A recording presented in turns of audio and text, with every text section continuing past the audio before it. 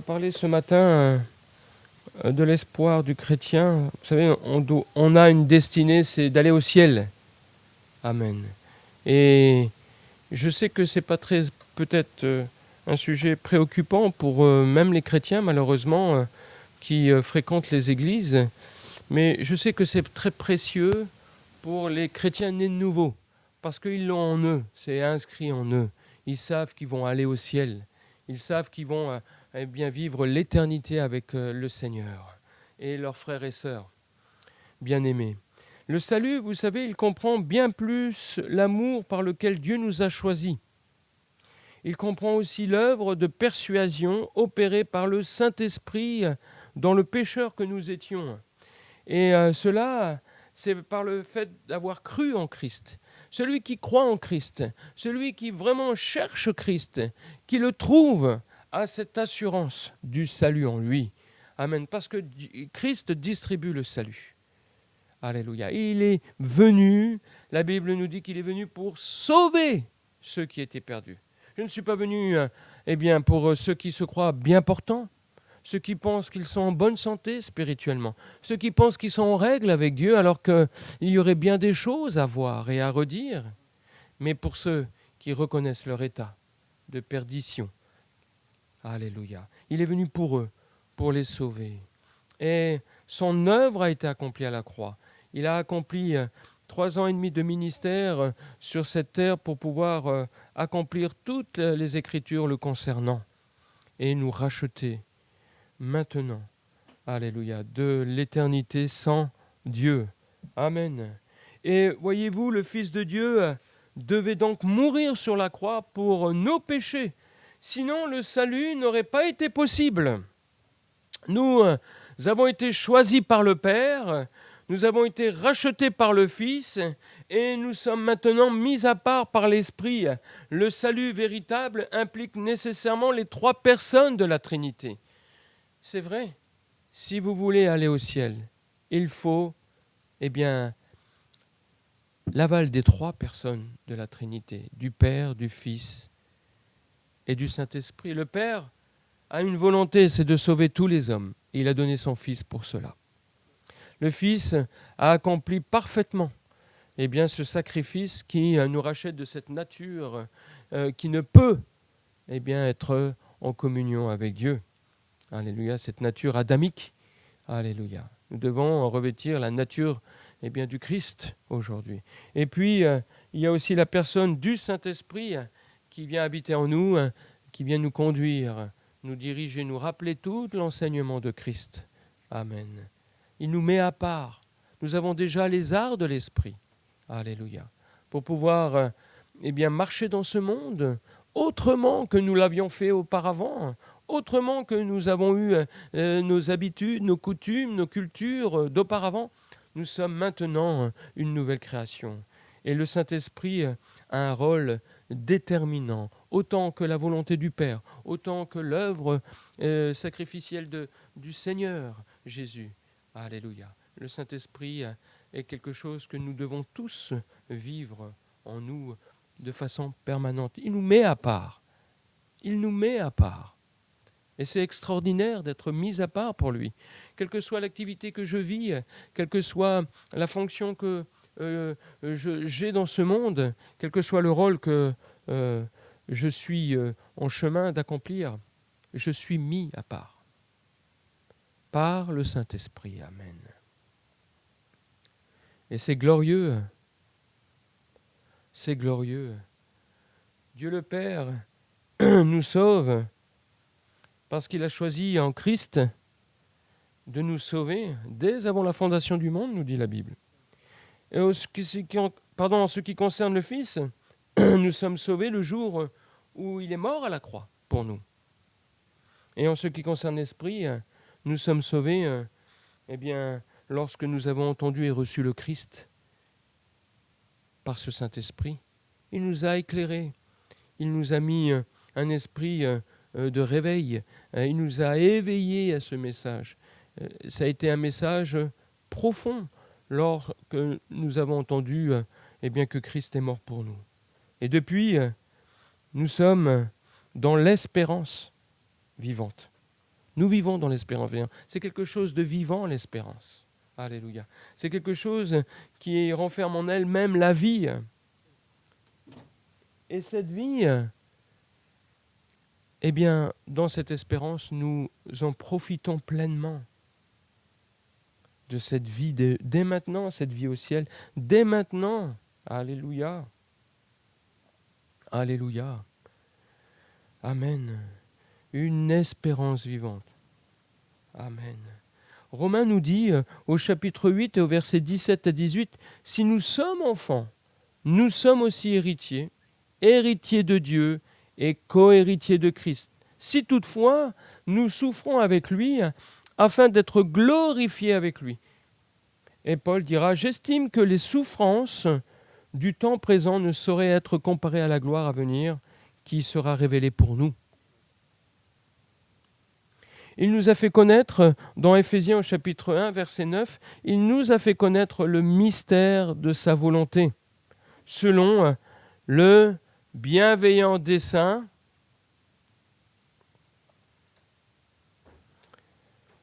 Amen.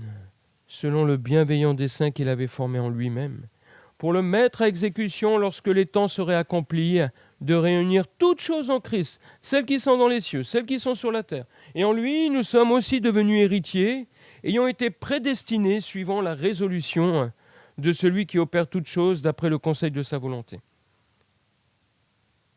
Nous figurons dans les dernières volontés et sur le testament du Christ, et nous partageons la gloire avec lui. Vous êtes co-héritiers de Christ. Vous avez votre part d'héritage. Ce Christ qui n'a ni commencement ni fin de vie, ce Christ qui a tout créé, la Bible nous dit, ce Christ qui est venu dans ce monde sans péché pour nous racheter de cette nature adamique, nous en sommes co-héritiers. Nous avons une part de la même nature que lui. Alléluia. Alléluia. Voilà l'héritage que nous avons. Il ne ressemble en rien à un héritage terrestre. C'est un héritage incorruptible. Ça veut dire qu'il ne se détruira jamais. Il ne peut se détruire cet héritage lorsque nous sommes à Christ. Amen. C'est un héritage pur. Alléluia. Il est incorruptible, il est pur, il ne peut ni ternir, ni se déprécier. Jésus a dit qu'il fallait que nous fassions des trésors au ciel, que nous accumulions des trésors au ciel, là où le voleur ne peut voler, et là où la rouille ne peut, détruire ces trésors. Amen. Amen. C'est un héritage excellent pour chacun de ses bien-aimés. Il est éternel. Il ne s'épuise point. Alléluia. Et cet héritage, il est nommé dans le Nouveau Testament le salut. Le salut, quand vous le détenez dans votre vie maintenant, le salut. C'est cet héritage qui va vous suivre toujours, pour toujours, qui va vous faire vivre pour toujours. Amen. Alléluia. Gloire à Dieu. Gloire à Dieu. C'est merveilleux de savoir que nous sommes nés pour la gloire. C'est impressionnant. Je ne sais pas comment... Est-ce que vous vous rappelez le jour où vous êtes nés de nouveau ? Est-ce que vous vous rappelez le jour où vous êtes nés de nouveau ? Amen. Vous savez, quand on est dans ce monde, on nous inscrit dans un registre et puis nous avons une date qui est définie par rapport à la date du Christ. Alléluia. Nous avons une date. Un jour, nous naissons. Et chaque année, on nous rappelle que nous prenons une année de plus. Et nous savons. Nous connaissons notre date de naissance. Nous savons quel jour nous sommes nés, quel mois nous sommes nés, quelle année nous sommes nés. Alléluia. Et je serais à même de dire que nous devrions savoir le jour, ou en tout cas cette période où nous sommes un jour nés de nouveau, parce que c'est une naissance véritable que la nouvelle naissance. Elle a autant d'impact, autant de réalité que la nature charnelle. Alléluia. Cette nouvelle naissance, cette naissance spirituelle en Christ. Alléluia. C'est la gloire qui, depuis ce jour-là, nous est réservée. Nous sommes gardés dans l'espérance pour vivre cette gloire. Nous sommes gardés dans cette espérance pour vivre cette gloire. Amen. Je crois que des fois, dans ce monde, il y a des choses qui ne sont pas parfaites. Dans le système que nous vivons, il y a des choses qui ne sont pas parfaites. Si vous allez un jour en vacances, vous pouvez vous retrouver avec une réservation qui est annulée au dernier moment, ou ça peut même, pour la période estivale, des gens qui peuvent louer comme ça, au loin de chez eux, un lieu pour pouvoir passer du bon temps, et puis s'apercevoir qu'en fin de compte, il n'y a rien, quoi. C'était une arnaque. Mais je crois pas que c'est quelque chose que nous pouvons vivre avec Christ. Quand nous sommes nés de nouveau, nous savons où nous allons. Jésus a dit, je vais vous préparer une place. Il nous a dit, je vais vous préparer une place. Que votre cœur ne se trouble point. Vous devez croire en Dieu et vous devez croire en moi. Il y a plusieurs demeures dans la maison de mon Père, et si cela n'avait pas été, je vous l'aurais dit. Et dès maintenant, je vais vous préparer une place. Si vous m'aimez, gardez mes commandements. Si vous m'aimez, gardez mes commandements. Et moi, je prierai le Père, et il vous donnera un autre consolateur, le Saint-Esprit, afin qu'il demeure éternellement avec vous.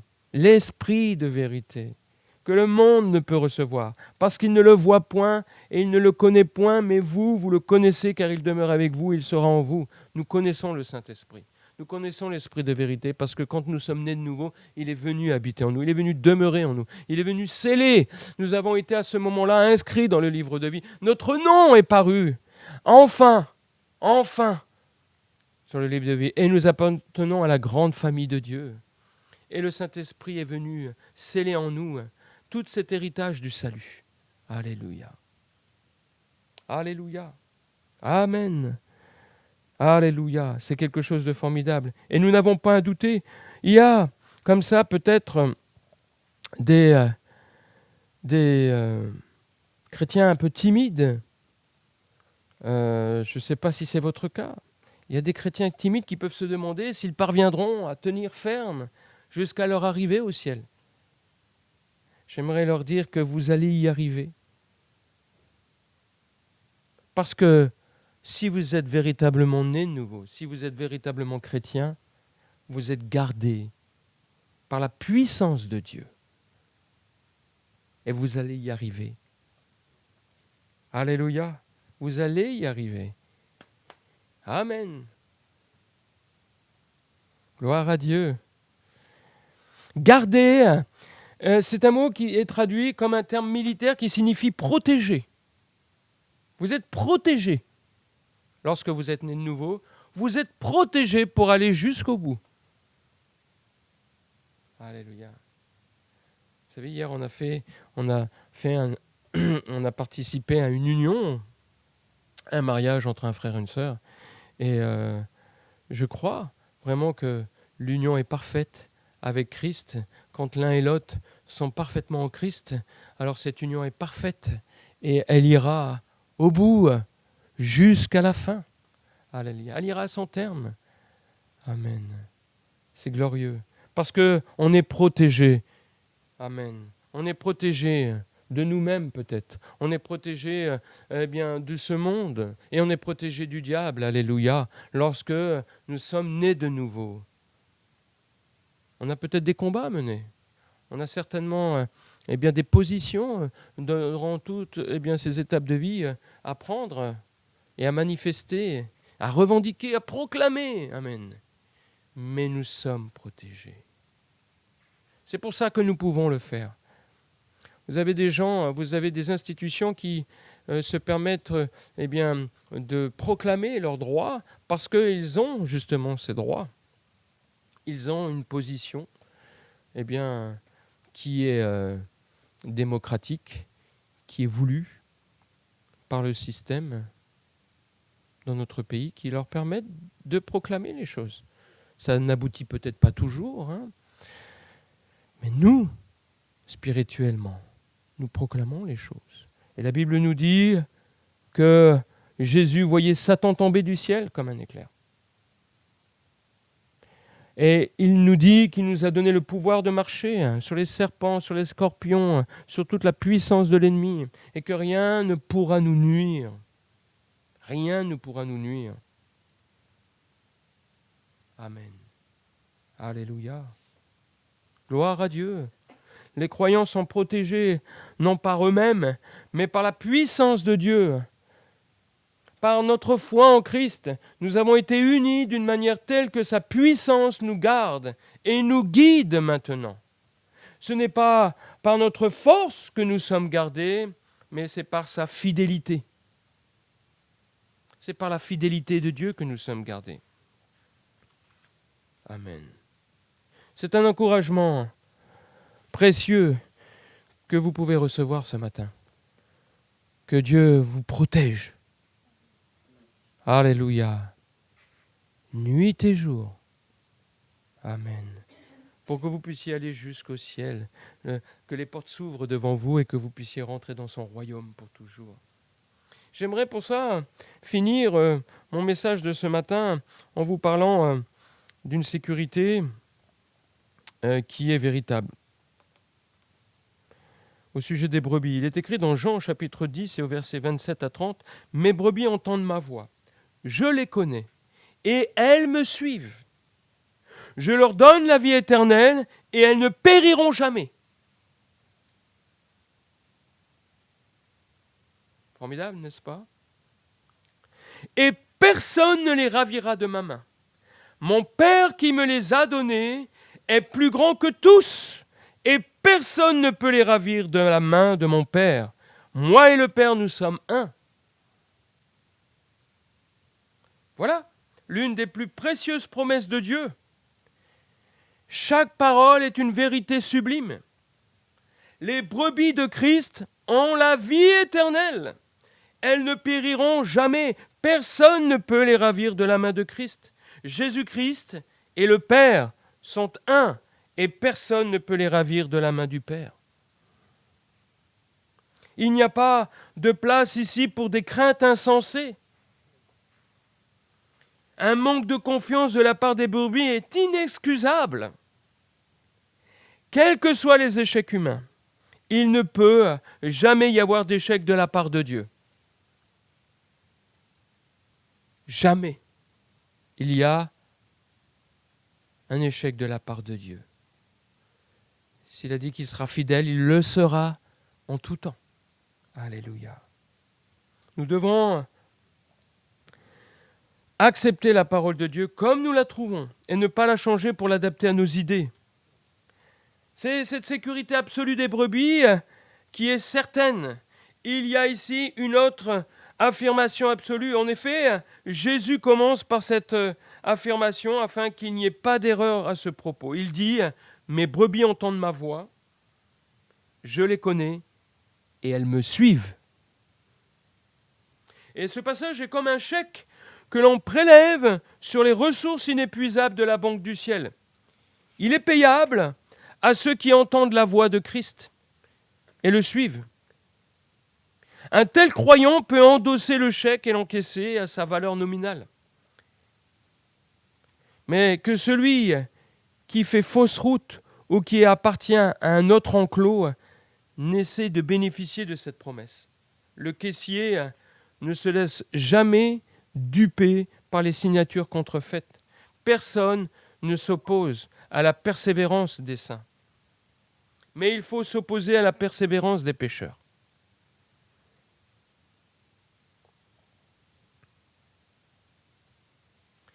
Personne, au nom d'une fausse sécurité, ne rejette la simple déclaration de la parole de Dieu « Mes brebis me suivent ». Aucune exception n'est tolérée. Celui qui suit fait partie du troupeau. Celui qui ne suit pas ne fait pas partie de l'enclos de Christ, même s'il bêle très fort. Ce n'est pas la brebis de Christ. Vous savez, ici, dans ce passage, il y a un temps qui est utilisé, c'est le temps du présent. Quand il est dit « elles entendent », les brebis, c'est maintenant. Elles entendent ma voix, c'est maintenant. Elles me suivent, c'est maintenant. Je leur donne maintenant la vie éternelle. Et ceux qui agissent ainsi ne périront jamais. Il n'y a rien dans ce passage ou nulle part ailleurs dans la Bible qui puisse offrir une fausse confiance à ceux qui en ce moment ne suivent pas le Seigneur, quel que soit leur passé. Il ne faut pas tordre les Écritures.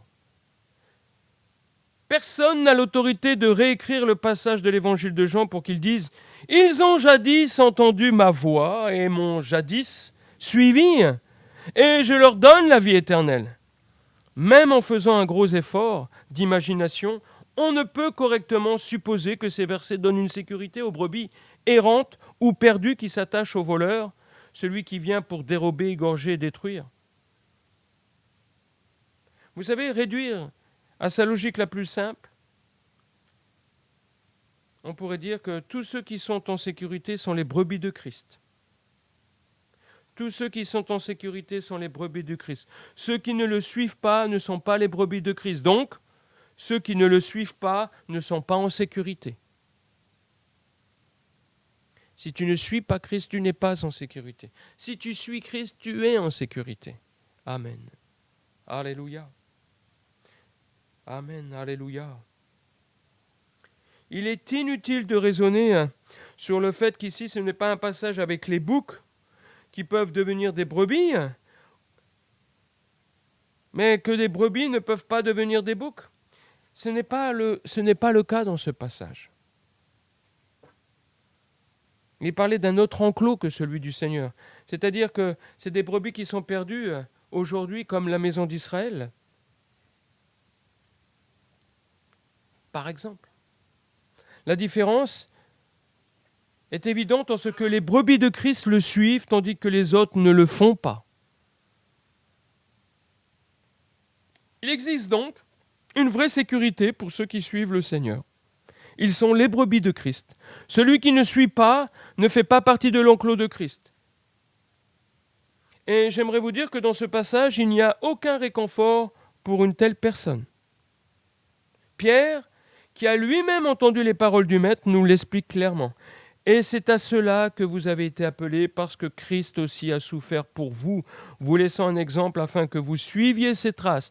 Lui qui n'a point commis de péché et dans la bouche duquel il ne s'est point trouvé de fraude, lui qui a porté lui-même nos péchés en son corps sur le bois, afin que, morts au péché, nous vivions pour la justice. C'est 1 Pierre au chapitre 2.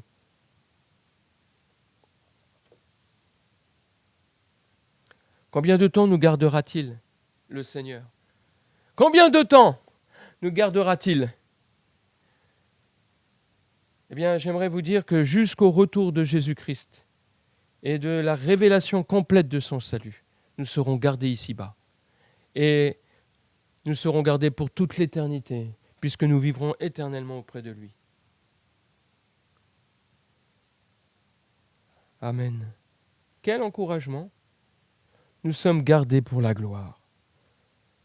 Nous sommes gardés pour la gloire parce que nous sommes déjà dans cette confirmation d'avoir été glorifiés. Quand le Saint-Esprit est venu sur nous, quand il nous a scellés, quand il nous a mis à part, quand nous avons reçu les arts de l'Esprit. Amen.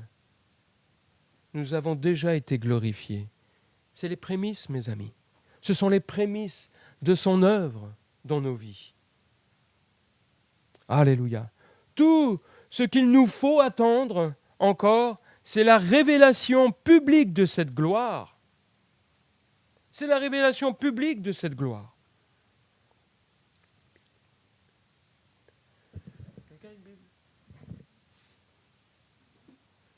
Amen.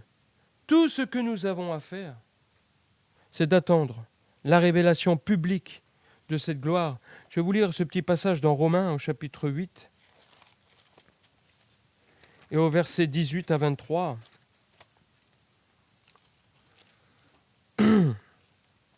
Ce qui est bon, je le sais. Ah non, pardon, ce n'est pas là.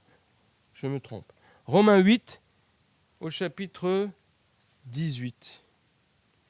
J'estime que les souffrances du temps présent ne sauraient être comparées à la gloire à venir qui sera révélée pour nous. Aussi la création attend-elle avec un ardent désir la révélation des fils de Dieu. Car la création a été soumise à la vanité, non à son gré, mais à cause de celui qui l'y a soumise, avec l'espérance qu'elle aussi sera affranchie de la servitude de la corruption pour avoir part à la liberté de la gloire des enfants de Dieu. Or, nous savons que jusqu'à ce jour, la création tout entière soupire et souffre les douleurs de l'enfantement. Et ce n'est pas elle seulement, mais nous aussi, qui avons les prémices de l'esprit. Nous aussi, nous soupirons en nous-mêmes en attendant l'adoption, la rédemption de notre corps. Car c'est en Christ, c'est en espérance que nous sommes sauvés. Or, l'espérance qu'on voit n'est plus espérance.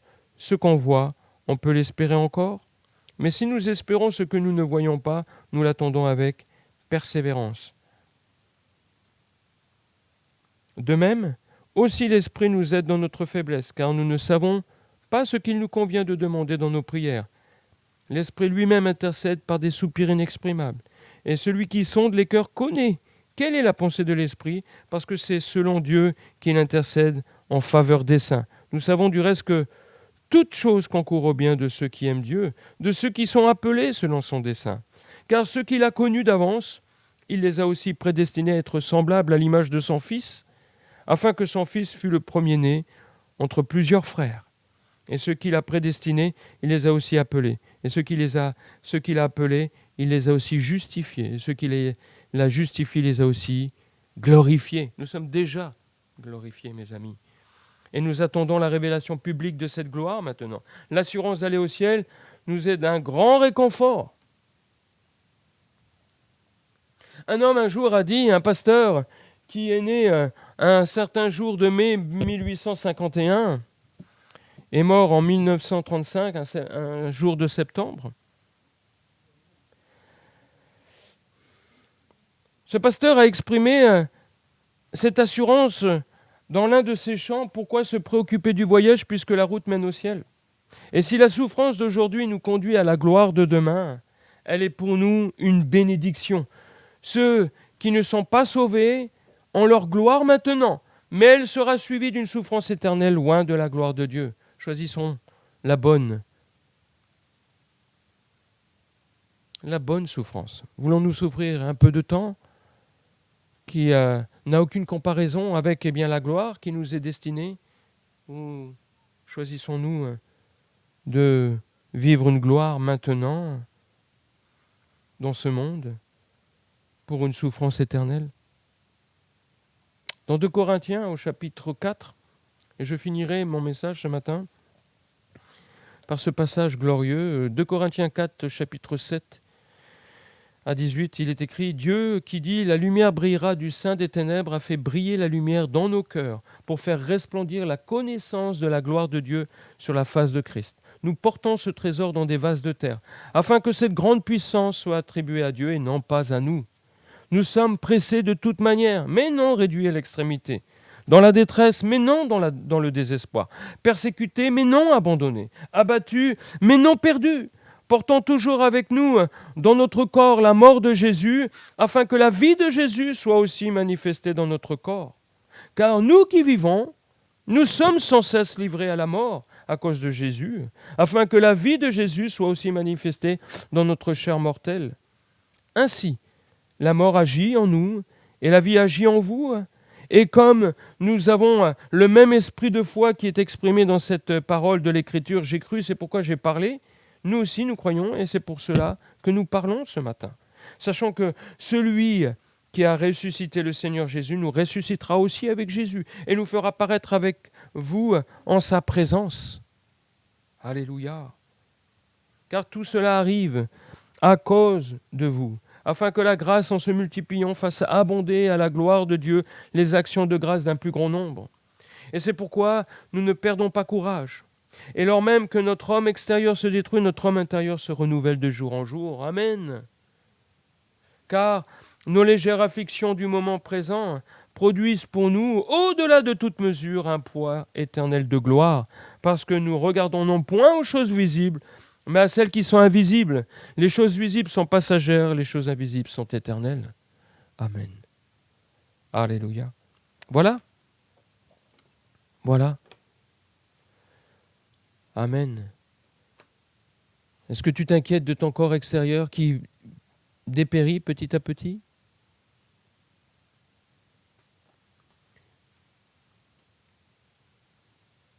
Si tu t'en inquiètes, peut-être que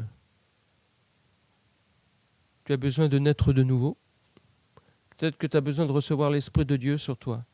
Parce que l'Esprit de Dieu nous renouvelle dans notre homme intérieur. Amen.